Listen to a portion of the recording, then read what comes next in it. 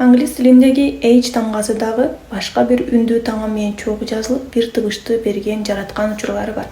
Мисалы, S тамгасы менен H тамгасы чогуу жазылса, биз аны Ш деп окуйбуз.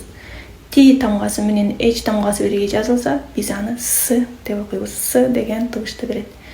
Жана C тамгасы менен H тамгасы чогуу жазылса, биз аны Ч деп окуйбуз.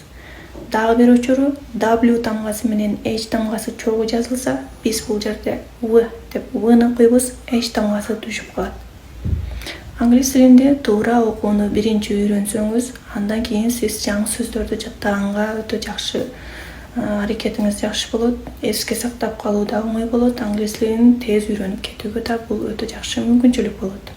Англис тилин туура окууну үйрөнүү үчүн биздин баракчага катталыңыз жана комментарийге акысыз курс деп жазыңыз. Биз сизге акысыз курсту беребиз.